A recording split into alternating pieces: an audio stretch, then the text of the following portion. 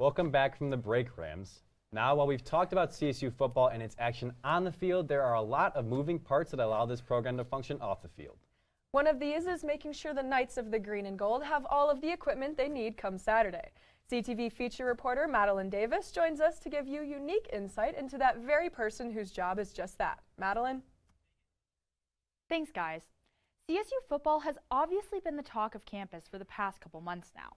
And while the team still has a lot of work to do on the field, off the field, they've got it all figured out. College football. It's big. It's fast. And it's exciting. But for senior equipment manager Tristan Green, it's not all about the on-field excitement, but rather what occurs behind the scenes. I think it was on YouTube, so sometimes like NFL teams or college teams would kind of show like the day in the life of an equipment manager. And in high school I saw those and I was like, that looks really cool. I always wanted to be working in sports. I've been playing sports most of my whole life, so this was a good way to kind of satisfy that dream of me wanting to work in sports and also like be around something I really love. With over 100 players on the roster, it is crucial for the equipment team to be organized and prepared for every day, both on and off the field. Into this area, we have these things called space savers, so I can kind of show you one of them.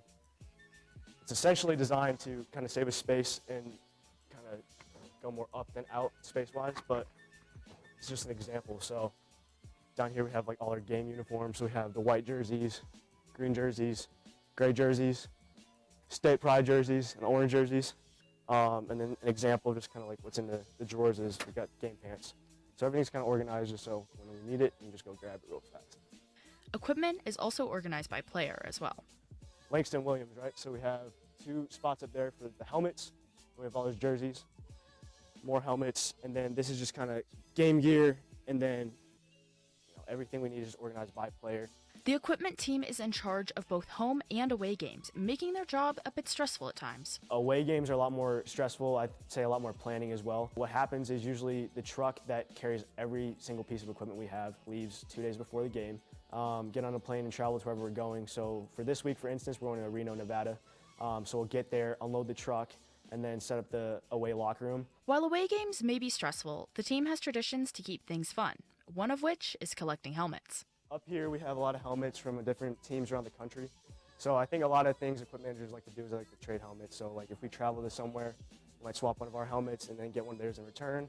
I know our boss has a lot of connections around the country, so he'll kind of swap helmets as well. But we have a lot of Mountain West teams and then some other kind of prominent programs. We have Michigan, we have Iowa, Vanderbilt. We actually have an NFL helmet too, the Atlanta Falcons helmet. But collection's small, but we're trying to get it a lot bigger. While traveling all over the country is awesome, it's the simple things that keep Tristan going and really make this job worth it.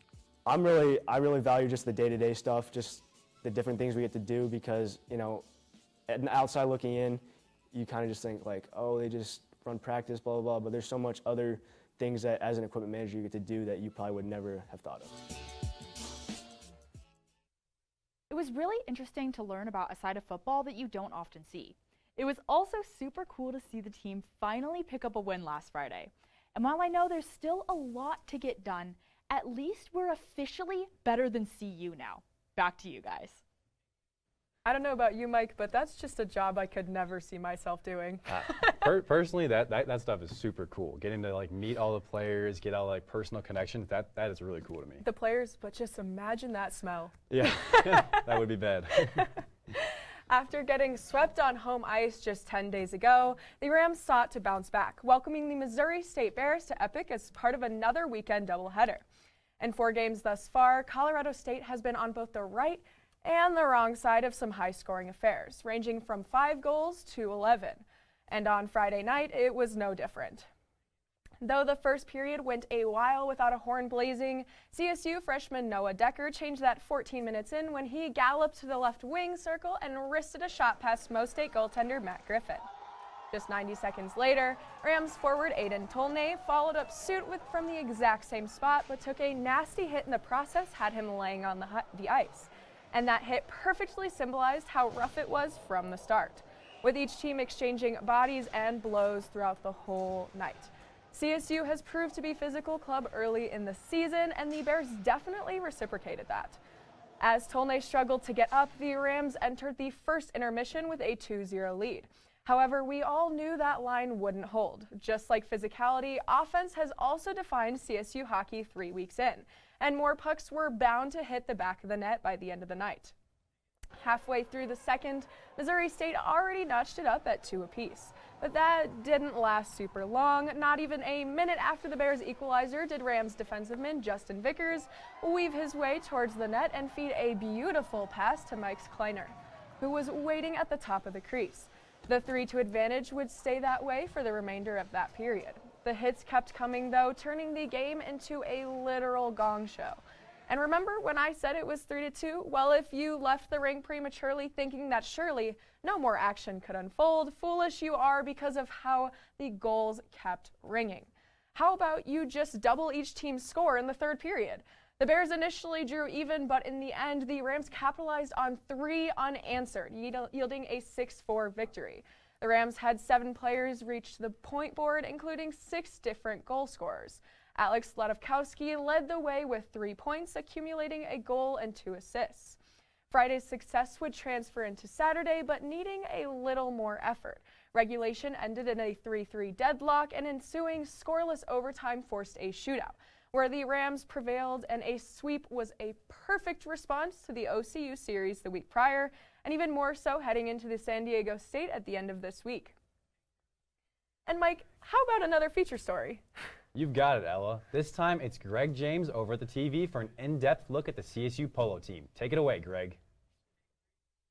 Thanks, Mike. The CSU women's polo team was in Wichita this past weekend, where they competed in the first tournament of the season, placing third after beating UC Davis 7-4 and losing to Oklahoma State 13-3. I had the opportunity to sit down with the team prior to the start of the season to get the inside scoop on all things horseback. When it comes to CSU sports to support, there are a lot of teams vying for your attention. One that should definitely be on your radar is the CSU Polo team. The team, which plays and practices at the B.W. Pickett Equine Center, is the oldest sport on campus, with 4 national championships already added to their name, the most recent being from 2015. We have banners over there that kind of say like the years that we've won nationals. And right now there's only men up there, but hopefully one day we have the women's team up there with the banner as well. With hopes to continue that success at Colorado State, the team sticks to a strict practice schedule to make sure their horses are in good health and playing condition. So we work them every single day. Monday, Tuesday, and Thursday are the days that we play chuckers, and then every other day we go on pasture rides, or we, ride them around, flat working them.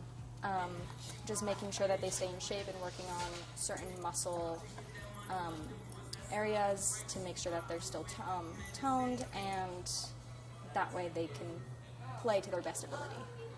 The women's varsity team, which competes in the United States Polo Association, has started its second full season since the beginning of the COVID-19 pandemic. CSU Polo was at a bit of a disadvantage because the arena was actually being reskinned, so the brick facade that the building had to be removed because it became unsafe, and so our arena was actually unusable for almost a year before COVID. The Rams are coached by 2 former varsity members. One of the coaches, Andrew Wildermuth, was on the Rams' most recent championship team in 2015. Absolutely amazing Cinderella story kind of a year, and now I get to look at that banner every time I come to this arena, and I get to remember all the great members of my teammates, Kareem Rosser, Jared Berg, Alex Kokesh, James Dodge, and myself. It was an absolutely amazing year, and it just set the tone for how CSU Polo is going to go for me for the rest of my time here. To open the season, the team faced Cal Poly from San Luis Obispo, California, splitting the 2-game series at 1 game apiece, with CSU taking the first game 8-7 and Cal Poly taking the second 10-4. We have a couple new girls on the team. We have some people kind of rotating out, so this is the first chance that we got to play as our solid team. So I think that even from yesterday to today, even though it's 1-1. I saw a lot of improvements even over the 2 days in my team and the way they're communicating, the way they're playing together as a team. So I'm just hoping to keep building off that. This week we'll probably do some drills and just keep working on that team play, and I think it'll just keep going up from there. At the end of the day, win or lose, the greatest part of polo, according to Dr. Coleman, is getting to work with such incredible animals. Just being able to come and interact with horses and hang out with them and work with them as partners in the sport, that's brilliant. So, you know, if you had a long, hard day and something didn't go right, you know, horses can help that.